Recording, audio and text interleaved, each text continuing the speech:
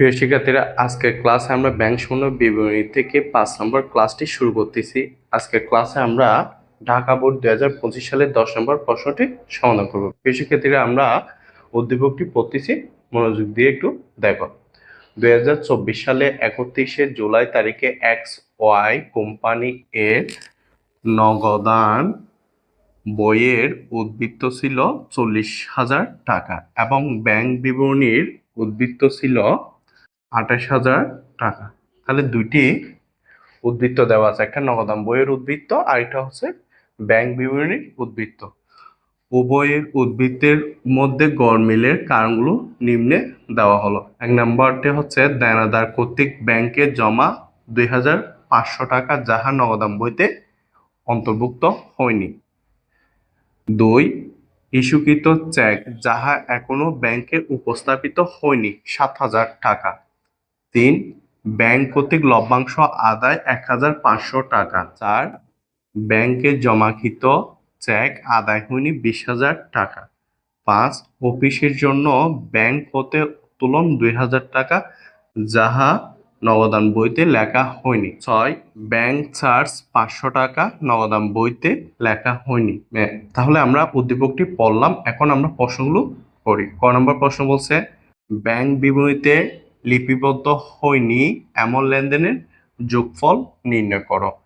খ নম্বরে বলছে উভয় জের সংশোধন পদ্ধতির একটি ব্যাংক সমন্বয় বিবরণী তৈরি করো। আমাদের কোন পদ্ধতিতে ব্যাংক সমন্বয় বিবরণীটা প্রস্তুত করতে বলছে? উভয় জের পদ্ধতি। তাহলে গ নম্বর প্রশ্ন বলছে 3, 4, 5 ও 6 নং লেনদেনের সাহায্যে আমানতকারী বইয়ে প্রয়োজনীয় জাবেদা দাখিলা প্রস্তুত করো। আমরা ক নম্বর প্রশ্নটি সমাধান করি। ব্যাংক বিবরণীতে লিপিবদ্ধ হয়নি এমন লেনদেনের যোগফলটি নির্ণয় করতে বলছে।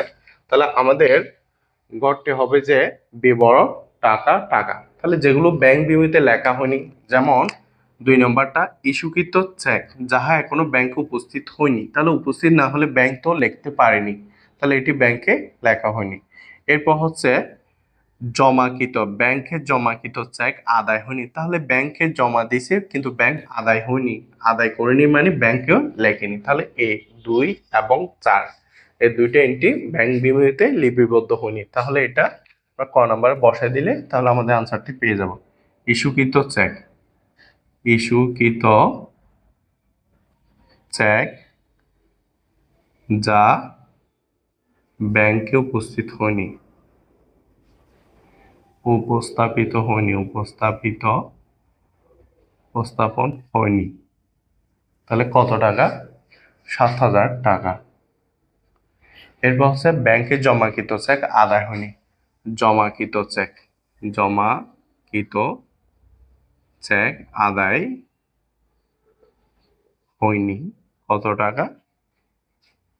20,000 টাকা। তাহলে যোগ করলে হয় 20 আর 7 যোগ করলে হয় 27,000 টাকা। তাহলে 27,000 টাকা নগদান বইতে লেখা হয়নি। ক নম্বর প্রশ্নটি সমাধান করব। উভয় জের সংশোধনী পদ্ধতি একটি ব্যাংক সমন্বয় বিবরণী প্রস্তুত করতে বলছে। তাহলে ব্যাংক সমন্বয় বিবরণী প্রস্তুত করার ছকটি হচ্ছে উভয় জেরের বিবরণ টাকা টাকা, বিবরণ টাকা টাকা। আমরা উদ্দীপক থেকে এই উদ্বৃত্ত দুটি লিখে নিলাম। নগদান বইটা থাকবে বাম পাশে আর ব্যাংক বিবরণীটা থাকবে ডান পাশে। এরপর যোগ বিয়োগ চিহ্নগুলো দিলাম। এরপর হচ্ছে যে ব্যাংক যদি কোনো কাজ আমাকে না জানিয়ে করে তাহলে ব্যাংকে যোগ করলে সেটা আমার থেকে যোগ করতে হবে। তো আমি ব্যাংকে না জানিয়ে একটা লেনদেন করলাম, সেটা বিয়োগ করলাম। তাহলে ব্যাংক যেহেতু জানে না, তাহলে ব্যাংক থেকে এটা ঠিক করে নিতে হবে। এটা হচ্ছে উভয়জের পদ্ধতির একটা ফর্মুলা। এইটা যদি তুমি মনে রাখতে পারো তাহলে উভয়জের করা একদম ইজি হয়ে যাবে। তাহলে আমরা উভয়জেরটা একটু করি। 1 নম্বর এটা হচ্ছে দেনাদার কর্তৃক ব্যাংকে জমা। কে জমা দিছে? দেনাদার জমা দিছে। কোথায়? ব্যাংকে জমা দিছে। তাহলে যাহার নগদান বইতে লেখা হয়নি। তাহলে দেনাদার ব্যাংকে জমা দিছে, ব্যাংক যোগ করে ফেলছে। তাহলে যেহেতু নগদান বইতে অন্তর্ভুক্ত করিনি, সেটা আমি ঠিক করিনি বা আমি না জানার কারণে এটা ব্যাংক যোগ করতে নগদান বইতে যোগ করতে পারিনি। তাহলে এখন উভয়জের পদ্ধতির মাধ্যমে সেটা নগদান বইতে কি করতে হবে? যোগ করতে হবে। এখন লিখবো দেনাদার কর্তৃক ব্যাংকে জমা, জমা। তাহলে কত টাকা জমা দিছে? কত? 2500 টাকা। তাহলে শেষ করলাম। দেনাদার আমাকে টাকা না দিয়ে ব্যাংকে দিছে, তাহলে ব্যাংক যোগ করছে। তাহলে যেহেতু নগদান বইতে লেখিনি, তাহলে কে ভুল করছে? নগদান বইতে যেহেতু লেখিনি, আমি ভুল করছি। এখন আমি যখন নগদান বইতে লিখছি, তাহলে কি হলো? ঠিক হলো। এরপরে 2, ইস্যুকৃত চেক যাহা এখনো ব্যাংকে উপস্থাপিত হয়নি। ইস্যুকৃত চেক মানে হচ্ছে আমি কি করলাম? আমি একজনকে একটা চেক দিলাম, ইস্যু করলাম, তাহলে আমি বিয়োগ করছি। তো ব্যাংক উপস্থিত হয়নি মানে ব্যাংক কি করতে পারেনি? বিয়োগ করতে পারেনি। তাহলে ব্যাংক যেহেতু বিয়োগ করেনি, সেটা ব্যাংক বিবরণীর মধ্যে কোথায় আসবে? বিয়োগের মধ্যে আসবে। ইস্যুকৃত চেক ব্যাংকে উপস্থিত হয়নি। ইস্যুকৃত চেক ব্যাংকে উপস্থিত হয়নি। তাহলে কত টাকা? 7,000 টাকা। তাহলে 7,000 টাকাটা এখানে লিখে দিলাম। শেষ। 2 নাম্বারটা শেষ হলো। 3 নাম্বার, ব্যাংক কর্তৃক লভ্যাংশ আদায়। ব্যাংক কি করছে? লাভের টাকা আদায় করছে। তাহলে ব্যাংক যোগ করছে। তাহলে ব্যাংক যদি যোগ করে, আমার থেকে কি করতে হবে? সেটা যোগ করতে হবে। তাহলে ব্যাংক কর্তৃক লভ্যাংশ আদায়, ব্যাংক কর্তৃক লভ্যাংশ আদায় কত টাকা? 1,500 টাকা। 1,500 টাকা। তাহলে ব্যাংকে যোগ করছে। দেখো, ব্যাংক কর্তৃক লভ্যাংশ আদায় মানে হচ্ছে ব্যাংকে যোগ করে ফেলছে। সেটা আমি তো জানি না, আমি যোগ করতে পারিনি। এখন উভয়চরের মাধ্যমে এটা কি করতে হবে? যেহেতু আমি কাজটা করিনি, সেটা আমাদের কাজটা এখন সম্পন্ন করতে হবে। তাহলে ব্যাংক কর্তৃক লভ্যাংশ আদায়। শেষ। এখন 4 নাম্বার এন্ট্রি হচ্ছে জমাকৃত চেক আদায় হয়নি। মানে কি করছে বলতো? আমি চেক একটা জমা দিছি, ওই চেকটা আদায় করিনি, আদায় হয়নি। যেহেতু আমি যখন চেক জমা দিছি, তখন আমি কি করছিলাম বলতো? যোগ করছিলাম। এখন যেহেতু ব্যাংকে ওই কাজটা সম্পন্ন করতে পারিনি, তাহলে ব্যাংক বিবরণীর উদ্ধৃতের এদিকে আসবে। তাহলে কোথায় আসবে? যোগের মধ্যে আসবে। যেহেতু আমি যোগ করছি, জমাকৃত চেক ব্যাংকে আদায় হয়নি। জমাকৃত জমাকৃত চেক আদায় হয়নি। তাহলে কত টাকা? 20,000 টাকা। 20,000 টাকা। এরপরে হচ্ছে 5 নম্বর, অফিসের জন্য ব্যাংক হতে উত্তোলন 2,000 টাকা। নগদান বইতে লেখা হয়নি। দেখো, অফিসের জন্য ব্যাংক থেকে উত্তোলন করছে, তাহলে ব্যাংক কি করছে? বিয়োগ করছে। যখন নগদান বইতে লেখেনি, ব্যাংক নগদান বইতে কি করতে পারেনি? বিয়োগ করেনি। এখন কোথায় আসবে? নগদান বইয়ের এদিকে আসবে। তাহলে কি করবে? ব্যাংক হতে উত্তোলন, অফিসের জন্য ব্যাংক হতে উত্তোলন কোথায় আসবে? বিয়োগের মধ্যে আসবে। অফিসের জন্য ব্যাংক হতে উত্তোলন কত টাকা? 2,000 টাকা। এরপরে ব্যাংক চার্জ। দেখো, ব্যাংক চার্জ মানে ব্যাংকে বিয়োগ করে ফেলছে, যা নগদান বইতে লেখা হয়নি। তাহলে যেহেতু ব্যাংকে বিয়োগ করছে, সেটা নগদান বইতে লেখিনি। তাহলে নগদান বইতে কোথায় লিখতে হবে? বিয়োগের মধ্যে লিখতে হবে, ব্যাংক চার্জ বলে। ব্যাংক চার্জ, ব্যাংক চার্জ কত টাকা? তোমার 500 টাকা। এখানে যুক্ত, এখানে টান দাও। 20,000 টাকাটা এর দ্বিতীয় কলামে নিয়ে আসবো। 7,000 টাকাটা এদিকে নিয়ে আসবো।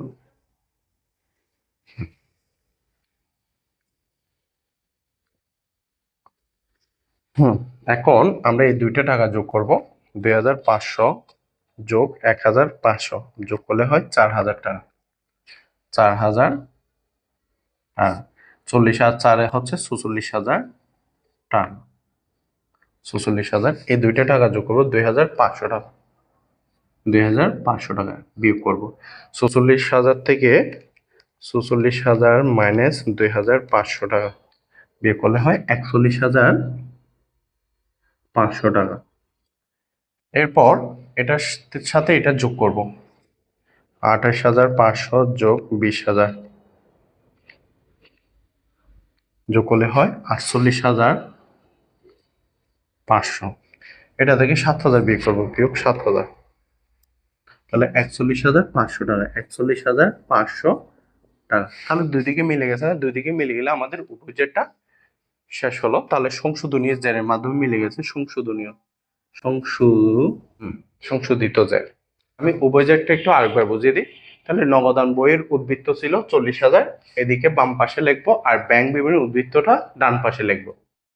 এরপর হচ্ছে দেনাদার কর্তৃক ব্যাংকে জমা। দেনাদার আমাকে টাকা না দিয়ে ব্যাংকে যেহেতু জমা দিয়েছে, ব্যাংক যোগ করে ফেলছে, যাহা নগদান বইতে লেখিনি। উভয় জেরের মধ্যে হচ্ছে যে কাজটা সম্পন্ন করবে না, এটা হচ্ছে নগদান বই হচ্ছে আমি, আর এটা হচ্ছে ব্যাংক বিবরণী হচ্ছে ব্যাংক। যেহেতু ব্যাংকে যোগ করে ফেলছে, সেটা আমি না জানার কারণে আমি যোগ করতে পারিনি, তাহলে এখন আমি যোগটা করলে সংশোধন হয়ে যাবে। দেনাদার কর্তৃক ব্যাংকে জমা 2,500 টাকা, তাহলে আমি যেহেতু করিনি সেটা আমার থেকে এখন ঠিক করে নিতে হয়েছে। 2, ইস্যুকৃত চেক যাহা এখনো ব্যাংকে উপস্থাপিত হয়নি। দেখো, ইস্যুকৃত মানে হচ্ছে আমি চেকটা ইস্যু করছি, বিয়োগ করে ফেলছি। যখন চেকটা ব্যাংকে জানি, ব্যাংকে বিয়োগ করতে পারিনি, এখন কাজটি কে সম্পন্ন করেনি? ব্যাংকে সম্পন্ন করেনি, তাহলে এখন ব্যাংকে বিয়োগ করলে কাজটা শেষ হয়ে যাবে। ইস্যুকৃত চেক ব্যাংকে উপস্থাপিত হয়নি 7,000 টাকা, শেষ। 3, ব্যাংক কর্তৃক লভ্যাংশ আদায়। এখন দেখো তো, ব্যাংকের লাভের টাকা আদায় করছে, যা নগদান বইতে বা আসেনি বা লিপিবদ্ধ হয়নি। যেহেতু ব্যাংকে কাজটা শেষ করছে যোগ করে, এখন নগদান বইতে যেহেতু আসেনি, সেটা নগদান বইতে কি করতে হবে? যোগ করতে হবে। ব্যাংক কর্তৃক লভ্যাংশ আদায় 1,500 টাকা, কাজটা শেষ। 4 নাম্বার, ব্যাংকে জমাকৃত চেক, মানে আমি একটা চেক জমা দিছি, ব্যাংকে আদায় করতে পারেনি, তাহলে যখন আমি জমা দিছি তখন আমি যোগ করে ফেলছি। যেহেতু ব্যাংকে যোগ করেনি, তাহলে এখন উভয় যে সংশোধনীর মাধ্যমে কি করতে হবে? এটা ব্যাংক থেকে কি করতে হবে? যোগ করতে হবে। তাহলে যেহেতু ব্যাংকে কাজটা শেষ করেনি, তাহলে জমাকৃত চেক আদায় হয়নি, 20,000 টাকা, শেষ হলো। 5 নাম্বার এন্ট্রিটা হচ্ছে অফিসের জন্য ব্যাংক হতে উত্তোলন, মানে অফিসের জন্য ব্যাংক হতে 2,000 টাকা উত্তোলন করছে, তাহলে ব্যাংক বিয়োগ করছে, যেহেতু নগদান বইতে লেখেনি, তাহলে যেহেতু ব্যাংকে কাজটা শেষ করে ফেলছে, নগদান বইতে কাজটা শেষ করেনি বিদেন নগদান বইতে লেখা হয়নি, এই জন্য নগদান বইতে কি করতে হবে? বিয়োগের দিকে আনতে হবে। অফিসের জন্য ব্যাংক হতে উত্তোলন 2,000 টাকা। এরপর হচ্ছে ব্যাংক চার্জ 500 টাকা নগদান বইতে লেখা হয়নি। দেখো, ব্যাংক চার্জ মানে ব্যাংকে 500 টাকা বিয়োগ করে ফেলছে, তাহলে ব্যাংকে যেহেতু বিয়োগ করছে, সেটা নগদান বইতে কি করতে হবে? বিয়োগ করতে হবে। ব্যাংক চার্জ 500 টাকা, তাহলে আমরা যোগ বিয়োগটা করে দুই দিকে টাকা যদি মিলে যায়, সংশোধনীয় জ্যার যদি মিলে যায়, তাহলে আমাদের উভয় জেরটা শেষ হলো। আর যদি কারো বুঝতে অসুবিধা হয়, অবশ্যই কমেন্টে জানাতে পারো। ক নম্বর প্রশ্নটি সমাধান করি। 3, 4, 5 ও 6 নং লেনদেনের সাহায্যে আমানতকারী বইতে প্রয়োজনীয় জাবেদা দাখিলা দাও। তাহলে আমাদের জাবেদা ঘরটা হচ্ছে তারিখ বিবরণ, প্রতি পৃষ্ঠা ডেবিট টাকা, ক্রেডিট টাকা। যেহেতু আমাদের 3 নম্বর থেকে জাবেদা দিতে বলছে, 3 নম্বর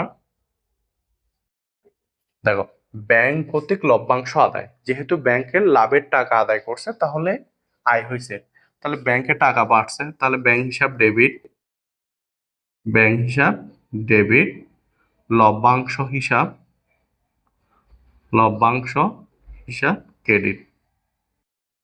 তাহলে কত টাকা লভ্যাংশ আদায় করছে? 1,500 টাকা, 1,500 টাকা, 1,500 টাকা, শেষ। 3-এর পর হচ্ছে 4 নম্বর। 4 নম্বরটা একটু দেখো তো, ব্যাংকে জমাকৃত চেক আদায় হয়নি। দেখো তো, এটি আমানতকারী বইতে জাবেদা হবে না। আমানতকারী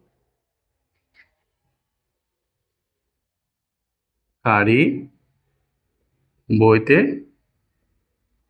জাবেদা হবে না, এটা নগদান বইতে জাবেদা লিপিবদ্ধ করা হয়ে গেছে, এই জন্য।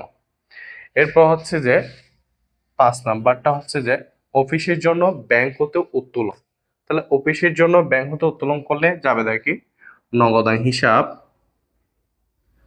নগদ টাকা তুললে আনছে, নগদান হিসাব ডেবিট, নগদান হিসাব ডেবিট, ব্যাংক হিসাব ক্রেডিট। তাহলে কত টাকা তুলছে? 2,000 টাকা, 2,000 টাকা, 2,000 টাকা, শেষ। এরপর হচ্ছে আমাদের 6 নম্বর, ব্যাংক চার্জ 500 টাকা। তাহলে ব্যাংক চার্জ 500 টাকা বলছে না? ব্যাংক চার্জ মানে হচ্ছে ব্যাংক থেকে টাকাটা কেটে নিয়েছে, তাহলে ব্যাংক থেকে টাকা কেটে নিলে হচ্ছে সম্পদ কমে যাবে। যেহেতু ব্যাংক চার্জ এটা আমার জন্য কি? ব্যয়, ব্যয় সবসময় ডেবিট হবে। ব্যাংক চার্জ হিসাব, চার্জ হিসাব ডেবিট, তাহলে টাকাটা কাটতেছে কোথা থেকে? ব্যাংক থেকে। ব্যাংক হিসাব ক্রেডিট, ব্যাংক হিসাব ক্রেডিট। কত টাকা? 500 টাকা। 500 টাকা, 500 টাকা। তাহলে আমাদের জাবেদাগুলো দেওয়া শেষ হল। সেক্ষেত্রে তোমরা পুরো সিজনটি বুঝতে পারছো। যদি কারো কোনো সমস্যা হয় অবশ্যই কমেন্টে জানাতে পারো। পূর্বের ক্লাসগুলো যদি দেখে না আসো অবশ্যই পূর্বের ক্লাসগুলো দেখে আসিও। যদি তোমার ভিডিওটি ভালো লাগে অবশ্যই তোমার বন্ধুদের মাঝে শেয়ার করে দিও। ধন্যবাদ।